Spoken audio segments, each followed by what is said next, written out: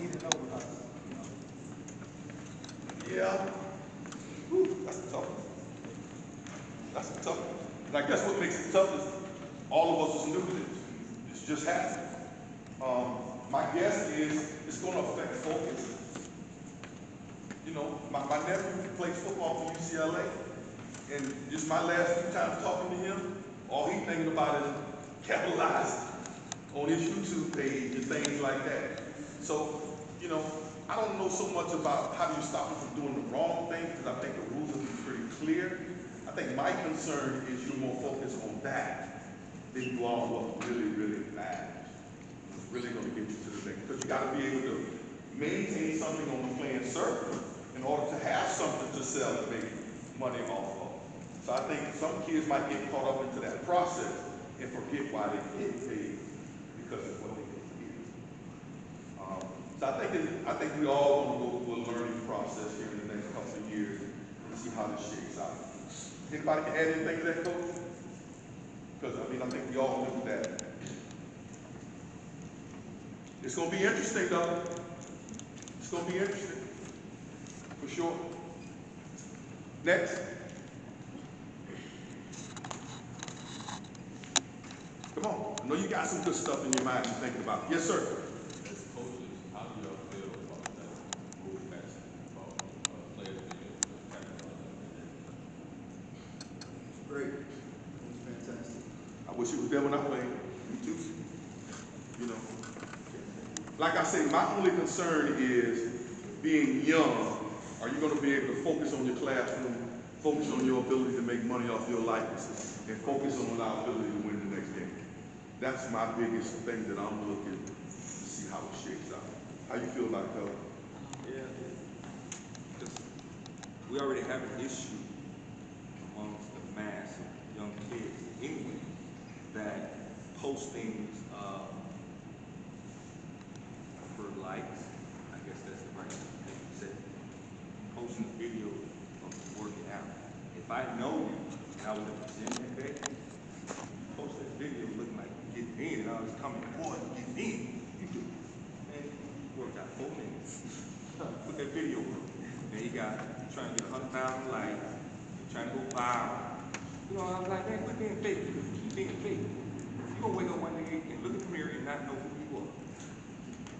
I just, you know, when we get to that point, I think the kids definitely, if they're using your likeness, and I mean like Ed O'Bannon started this whole thing, suing the NCAA about his likeness on video.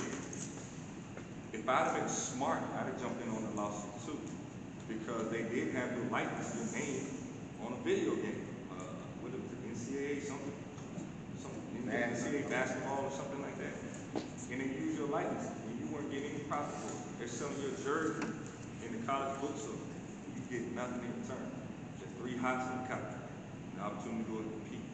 So I do support it. Just the concern is, what are we going to lose when it comes to what's supposed to happen out here? What's supposed to happen in the classroom? What are we going to lose? So I think that's going to be the big question. You know, 3 years from now, 4 years from now. Kids get the money part rolling, are they still gonna be disciplined enough when they got money in their pocket to do their schoolwork? Because the money in their pocket ain't gonna last long. You know what I'm saying? Are they gonna still be able to focus when they come here and do what got them the money in the first place? You know, I think that's gonna be a challenge for young people. I think it's going to affect classifications too. Just think about it. Let's use University of Alabama football. Jalen Hurts was the guy. I think he won 13 games his first year. Okay. And then he plays well the next year. And I think he won like 12 games. And then they needed Tua to come in because he was playing so bad. Tua won that 1 game. So if you think about it, what if they were paying Jalen Hurts $1 million for that first year? Then they pay him $1 million for that second year. He's created an atmosphere around his family and friends as a supporter. He's expecting $1 million his junior year. Oh no, his job was taken. So he goes from $1 million to 100,000. So all of that gonna have to be balanced, because you know when you make more money, you're gonna have friends and family that you hadn't seen, that don't even know, want you to help them out. If you become that main support system, how are you gonna handle it once the money flips? Because it's a great chance that it probably will flip if you lose your job. you get injured, and you lose your job to a better player, or you get injured, or the personnel around you change and it doesn't fit, or maybe what you said, you don't fit that scenario in, then what do we do? So I think it's going to be great on one hand because you should be getting paid if someone's using your name, using your likeness. Being in college, I think, my mom gave me a $65 book of food stamp. That's the last food. Eat noodles and bologna sandwiches. You had to do what you had to do. You know what I mean? But I think it's going to help them in the long run. You won't have the problem they had at Ohio State with guys selling the bowl rings and the jerseys. And those guys still got problems. Lost eligibility, lost their scholarships. So it's going to be some backlash from that too. Reggie Bush losing his Heisman Trophy. Yeah. I think they got to get it back. We're tampering with it's like an octopus. The decision is here, but we got all kind of avenues that stay in this direction we're going. We got to help young folks handle it. I want to briefly, just briefly discuss, don't get frustrated with the recruiting process. Don't get frustrated with it. It is a tedious, continuing process that's frustrating at times. But there are a lot of ways to skin the cat, okay? So for an example, there are a lot of high school kids in the class of 21 that won't get signed. Don't think that it's over just because you didn't get signed. Because guess what? There are really good post-grads like Apple, where he sets an awesome example for a lot of kids because when they come to him, it's usually because they needed to fix something, right? So when they come to him as a post-grad school, what he does, and they're bad post-grads, so I'm only talking about the good ones now. And I'm saying he's good because I don't think a post-grad is good if it doesn't have an academic component to it. So I think one thing that separates him from the rest of the post-grad, or a lot of the other post-grads, is the fact that his guys take 9 hours here at Gordon. So they get college credits. They're not just playing video games all day till practice, and then after practice go play video games all night. No, his guys are actually taking 9 hours, and the reason why they take 9 hours because he stops their athletic clock, which means they started their college academic career, but athletically their career haven't started, and it doesn't start until you enter college for the first time full time. So 12 hours equates to full time. So what he's doing is he bring them in, get them better, faster, quicker, whatever the case may be, whatever they maybe need to improve some academically, grow up a little bit, get a little bit mature. There's 1,000 reasons why you would need that. Whatever that reason is, but the beauty of what he's doing is that guess what? If I go and sign one of his kids, which I just did, if I just go sign one of his kids, then guess what? That kid walking in the door with 18 hours and his clock ain't started yet. So the most hottest commodity in NCAA sports right now is the 5th-year senior. Why? Because they graduate and they're going to help the team with their APR. The APR is their graduation rate. So if they don't graduate, if schools don't graduate kids, they lose scholarships. So that makes the 5th-year senior a hot commodity. So his kids are going to graduate from a 4-year school when they're juniors. So now somebody else is paying for your master's. So we do the same thing when we redshirt guys. We got about 10 guys, I think about 7 guys, probably looking for a few more, but we got about 7 guys that we brought in this year that we think has the potential to be a really good college player. But while we bring them in, they need something.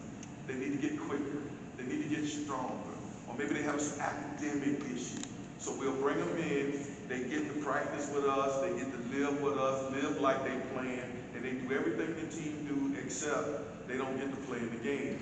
But look at the valuable lesson that they get to learn for 1 year. And if they do what they're supposed to do, when one guy leaves and go to 4-year school, then he just what? He steps in. And you talk about that a little bit because they're probably the best at doing that. Yeah, we had a player this year who signed Division II, came 3 years ago with nothing. He was a couple days away from the assistant career with nothing. Went to play basketball again. He ended up getting a scholarship to play Division II basketball. Started being here for 3 years. I mean, if you look at it as an opportunity to come in and play and contribute, you use that here the right way. Come in and work. Head down, work, don't complain about, man, I should be playing, I'm better than this dude, I'm better than that dude. And you can really turn that around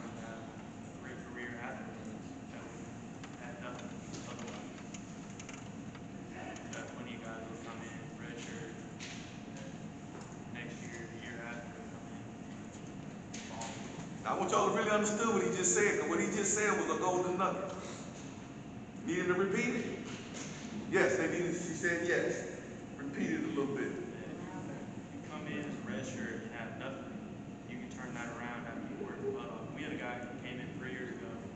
Came in Christmas break, overweight, didn't really have anything coming out of high school, hasn't had offers or whatever. The dude signed a Division I scholarship a couple of months ago.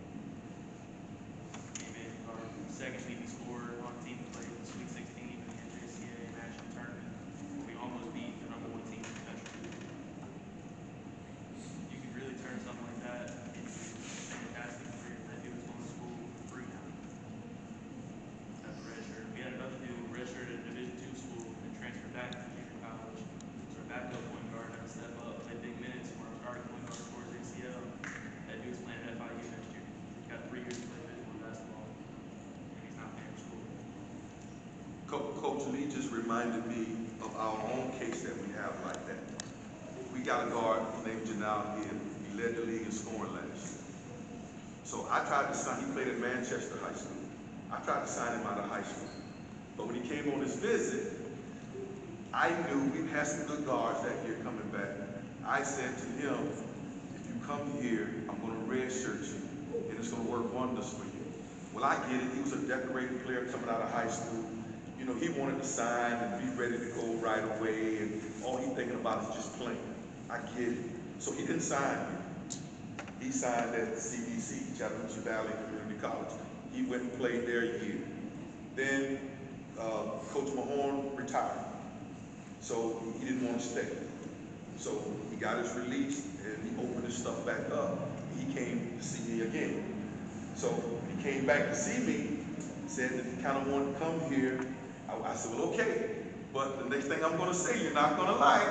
And he said, what is that? And I said, you came to me the first time, I wanted a red shirt. It was the reason why I wanted to do that. Well, you coming back to me after playing 1 year, I still want a red shirt you. So he crushed again. But guess what? He trusted me the second time. He redshirted. Well, the moral of the story is, it only requires 62 hours to graduate with an associate degree. Because of the pandemic, he gets to come back. So he's sitting on 54 hours right now. Huh? Right, so he's getting ready to graduate probably next semester. But we got 12 four-year degrees here, so we'll just move him into taking 4-year classes. But he get a free year because of the pandemic. So now just imagine whether he signs Division I, Division II, NAIA, it don't matter where he goes. Look at the position he just put himself in after he can't play basketball.